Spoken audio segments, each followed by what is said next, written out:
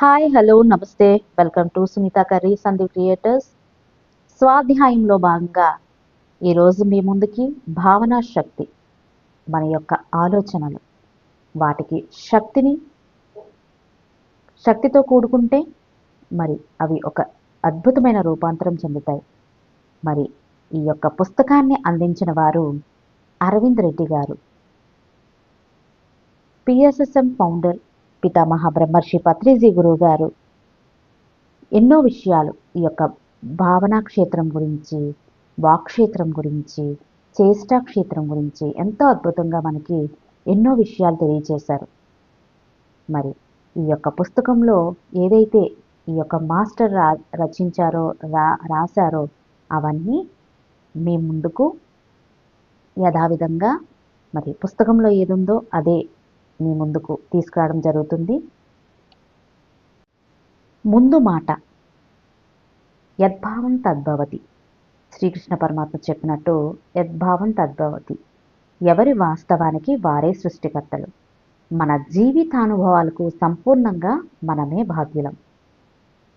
You create your own reality. We are completely responsible for our own life experiences. పై విధంగా ఎందరో మహానుభావులు ఒకే ఆధ్యాత్మిక సత్యాన్ని పరిపరి విధాలుగా నొక్కి వక్కానించారు.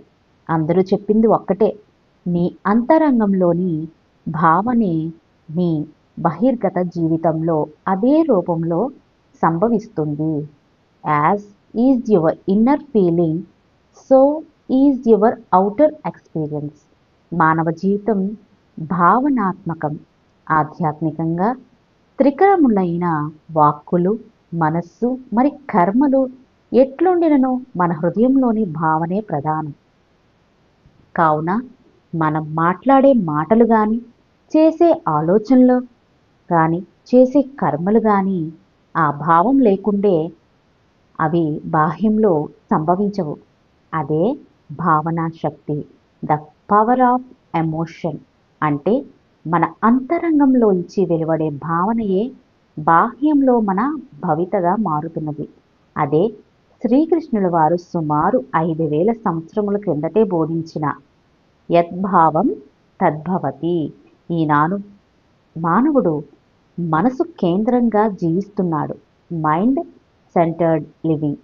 కానీ మనము మానవ దేహాలలో కొలువుండే దైవాలము. మనం ఇప్పుడు ఆత్మ కేంద్రంగా జీవించాలి. అదే అప్పుడు మన త్రికరణాలలో మన యొక్క భావన లేదా ఆ అనుభూతి ఉంటుంది. అప్పుడు మనం నిజంగా జీవిస్తాం, లేకపోతే మునుపటిలాగే గడుపుతాం. అందుకే అన్నారు, మానవుడు జీవించటం లేదు, జీవితాన్ని గడుపుతున్నాడు. Man is not living but he is spending his own life. హృదయంలో ఆ భావన లేదా అనుభూతి కొరవడితే గడపడమే కదా జీవితం. అనుభూతి ఉంటేనే కదా జీవించటం. మరి అదే కదా ఆత్మకేంద్రంగా జీవించడం. Soul centred living or heart centred living. ఈ విషయాల యొక్క విశేష వివరణాత్మక విశ్లేషణయే భావనా శక్తి అను పుస్తకం. ఈ పుస్తకం యొక్క ఆధ్యాత్మిక జ్ఞాన సమీకరణ, కలెక్టివ్ స్పిరిచువల్ నాలెడ్జ్. తుమ్మెద ప్రతి పువ్వులోంచి మకరందాన్ని స్వీకరించినట్లుగా ఈ పుస్తకంలో ఆధ్యాత్మికం జ్ఞానం ఎందరో మహానుభావుల పవిత్ర వాక్కుల్లోంచి, గ్రంథాల్లోంచి స్వీకరించబడినది. మనది వసుదైక కుటుంబం. విశ్వ మానవాళి అంతా ఒకటే కుటుంబం. కావున ఆధ్యాత్మికత, ధ్యానం, జ్ఞానం ముఖ్యము తప్పించి మతాలు, సాంప్రదాయాలు, ఆధ్యాత్మిక సంస్థలు, గురువులు ప్రధానం కాదు. ఏం చెప్పారన్నదే ప్రధానం, కానీ ఎవరు చెప్పారు అన్నదే కాదు కదా ప్రధానం. మానవుడు దివ్యాత్మ స్వరూపుడిగా రూపాంతరం చెందే అమృత గడియలు ఆసన్నమైనాయి. అప్పుడా భూతల స్వర్గంలో వెలసిల్లేది కేవలం ఆధ్యాత్మికత, స్పిరిచువాలిటీ, ధ్యానం, మెడిటేషన్. మరి జ్ఞానము అంతే తప్పించి ఇంకే మతాలు, సాంప్రదాయాలు, ఆధ్యాత్మిక సంస్థలు కావు కావు కావు. ఆటవిక మానవుడు శరీర శక్తి, ఫిజికల్ స్ట్రెంగ్త్తో అదే ప్రధానంగా జీవించాడు. అటు పిమ్మట నాగరిక మానవుడు మానసిక శక్తి, మెంటల్ స్ట్రెంగ్త్ తో అదే ప్రధానంగా జీవించాడు. ఇకపై మానవుడు బుద్ధి శక్తితో, బుద్ధి ఆధారంగా జీవిస్తాడు. బుద్ధిలోనే కదా జ్ఞానం ఉండేది. అంటే జ్ఞానమాదు జ్ఞానమాధారంగా జీవిస్తాడు. అంటే జ్ఞానం ఆధారంగా జీవిస్తాడు. భవిష్యత్తు శారీరక శక్తిది కాదు, మరి మానసిక శక్తిది కాదు, జ్ఞాన శక్తిది. నాలెడ్జ్ ఈజ్ పవర్ అన్నది ఒకప్పటి మాట. ఇప్పుడు ద పవర్ ఆఫ్ నాలెడ్జ్. మరి ఈ జ్ఞానము మనకు అబ్బేది జ్ఞానం వలన. కావున ధ్యానం శరణం గచ్ఛామి, జ్ఞానం శరణం గచ్ఛామి, దైవం శరణం గచ్ఛామి. అటువంటి ఒకానొక జ్ఞాన వీచికయే ఈ భావనా శక్తి. పరిచయము. ప్రతి మనిషి తాపత్రయపడేది జీవితంలో విజయం సాధించడానికే, అనునిత్యం ఆనందించడానికే.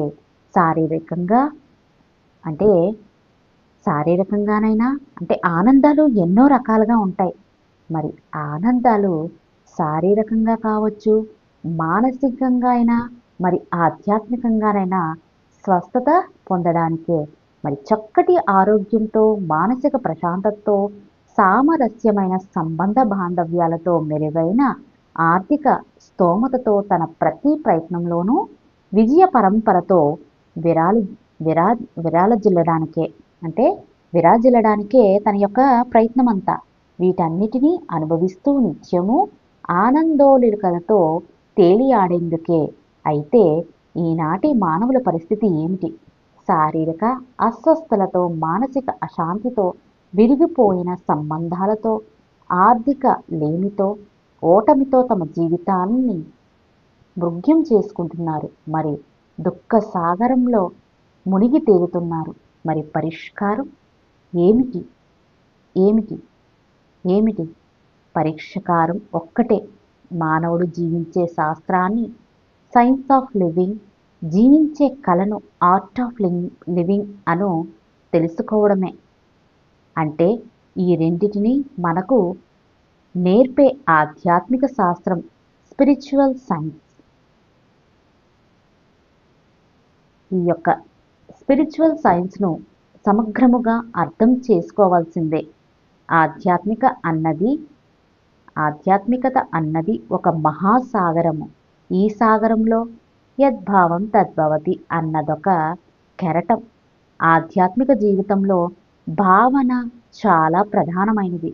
మరి పైన చర్చించినవన్నీ సాధించుకొని జీవితంలో ఏ రంగంలోనైనా విజయం సాధించడానికి, మరి ఆనందంగా ఉండడానికి మనము కొన్ని భావాలను ఔపాసన పట్టాలి.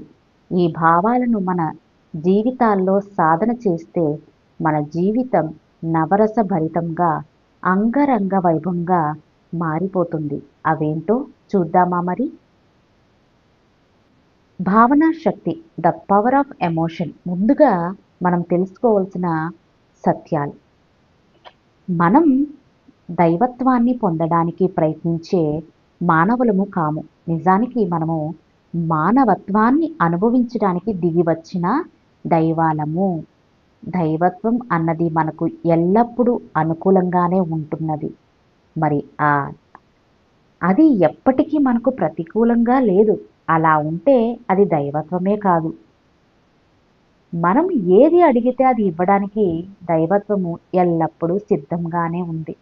మరి మనము మన మాటల ద్వారా, ఆలోచనల ద్వారా, భావాల ద్వారా, సంజ్ఞల ద్వారా మనము నిరంతరము దైవత్వంతో సంభాషణలు జరుపుతున్నాము. ఏది ఏమైనా యద్భావం తద్భవతి. మన దైవత్వంతో సంభాషణలు జరిపేటప్పుడే అవి మాటలైనా, ఆలోచనలైనా, భావాలైనా, సంజ్ఞలైన భావనని ఫీలింగ్ ప్రధానం. అంటే అన్నిటికన్నా అత్యంత శక్తివంతమైన నెగిటివ్ శక్తి కలిగి ఉన్న భావన భయం, అంటే ఫియర్. మరి ఈ భయంలోంచే అన్ని నెగిటివ్ భావాలు పుట్టుకొస్తున్నాయి. ఈనాడు మానవుడి హృదయాంతరాలలో భయం పాతుకుపోయింది. అందుకే మానవుడి యొక్క జీవితం భయభ్రాంతులతో అస్తవ్యస్తమైన అతలాకుతలమై బంధురమై పోయింది. అంధకార బంధురమై పోయింది. అత్యంత శక్తివంతమైన పాజిటివ్ శక్తి గల భావన ప్రేమ. ప్రేమకు మించిన శక్తి ఈ సృష్టిలో లేదు. మానవ హృదయంలోంచి వెలువడే అత్యంత శక్తివంతమైన భావన ప్రేమ. ప్రేమ అన్నిటినీ స్వస్థత చేయగలదు. ప్రేమకు మించిన ఔషధము లేదు. Love is a miraculous cure. అన్ని శారీరక సమస్యలకు, మానసిక సమస్యలకు, ఆధ్యాత్మిక పరమైన సమస్యలకు పరిష్కరించగలిగిన శక్తి ప్రేమకు తప్ప మరొక దేనికి లేదు.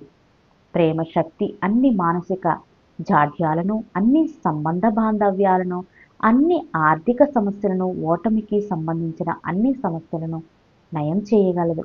నిజానికి స్వచ్ఛమైన ప్రేమ అనునది మనల్ని మనం ప్రేమించుకోవడంతో లవ్వింగ్ అవర్ సెల్ఫ్ ప్రారంభమవుతుంది. మనల్ని మనం నిజంగా సంపూర్ణంగా ప్రేమించుకున్నవాడు మనకు జీవితం అన్ని కోణాల్లోనూ అనుకూలిస్తుంది. మనల్ని మనం నిజంగా సంపూర్ణంగా ప్రేమించుకోవాలంటే మనల్ని మనం సంపూర్ణంగా క్షమించుకోవాలి. Completely forgiving our self. మరి తక్కిన వారందరినీ కూడా సంపూర్ణంగా క్షమించేయాలి. మన శరీరంలో ఏదైనా అనారోగ్యం ఉంటే మొదట ఎవరిని క్షమించాలా అని మన హృదయాల్లో వెతుక్కోవాలి. ఎందుకంటే అన్ని అనారోగ్య సమస్యలు చిన్న గాయం నుండి పెద్ద ఎయిడ్స్ వరకు ఈ క్షమాతత్వం లేకపోవడం వలనే సోకుతున్నాయి. మనల్ని మనం సంపూర్ణంగా క్షమించుకుని తక్కిన వారందరినీ కూడా సంపూర్ణంగా క్షమించి వేస్తే కర్మ కూడా క్షయమైపోతుంది. కావున నిజమైన ఆధ్యాత్మిక అంటే స్వచ్ఛమైన కారణరహితమైన ప్రేమతోనూ, అన్కండిషనల్ లవ్ మరి క్షమాతత్వంతోనూ ఫర్గివ్నెస్ను జీవించడమే.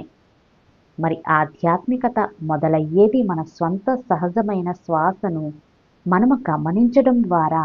Observing our own natural breathing process అంటే శ్వాస మీద ధ్యాస ద్వారా, అంటే ఆనాపానసతి ధ్యానం ద్వారా. ఈ శ్వాస మీద ధ్యాస అనున్నది ఆధ్యాత్మిక జీవితానికి అరంగేట్రం. శ్వాస మీద ధ్యాస ఉంచడమే సరి అయిన ధ్యాన పద్ధతి.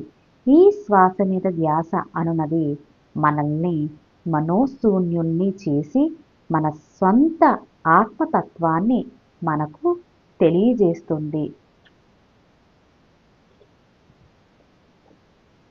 మరి ఇందులో చాలా విభాగాలు, అంటే మొట్టమొదట మనం తెలుసుకోవాల్సింది ప్రేమ, లవ్, క్షమాతత్వము, ఫర్గివ్నెస్, కృతజ్ఞత, గ్రాటిట్యూడ్, విశ్వాసం, ఫెయిత్, ప్రశంస, అప్రిషియేషన్, ఆశీర్వాదము, బ్లెస్సింగ్, శాంతి, పీస్, సామరస్యం, హార్మోనీ, కరుణ, కంపాషన్, మైత్రి, ఫ్రెండ్షిప్, అహింస, నాన్ వైలెన్స్, అంగీకారం, యాక్సెప్టెన్స్, అనుమతి, అలౌయింగ్, స్వేచ్ఛ, ఫ్రీవిల్, ఆనందం, హ్యాపీనెస్. మరి ఒక 15 వరకు మనకి చాలా అద్భుతంగా అందించారు. మరి ఈ 15లో ఫస్ట్ది ప్రేమ గురించి చెప్పడం జరిగింది. మరి నెక్స్ట్ ఇది పార్ట్ 1గా తీసుకుంటే పార్ట్ 2లో అసలు లవ్ అంటే ఏంటి, ఆ ప్రేమ అన్కండిషనల్ లవ్ అన్నది ఏ విధంగా మనము ఆ భావన అనేది ఎలా చేయాలి, మన యొక్క ఆలోచనలో ఏ విధంగా మనం పాజిటివ్ ఆలోచనలు పెంచుకోవాలి, ఈ అన్ని విషయాలు కూడా పార్ట్ 2లో తెలుసుకుందామండి. మరి ఇంత చక్కగా ఇవన్నీ విన్నందుకు థ్యాంక్ యూ సో మచ్. మళ్ళీ పార్ట్ 2లో చక్కటి అంటే ఒక లవ్, అన్కండిషనల్ లవ్ అన్నది ఎలా ఆలోచించాలి, ఎలా భావనను మనం ఎలా క్రియేట్ చేసుకోవాలి, మన రియాలిటీని మనం ఎలా క్రియేట్ చేసుకోవాలన్నది నెక్స్ట్ పార్ట్ 2లో తెలుసుకుందాం. Thank you so much.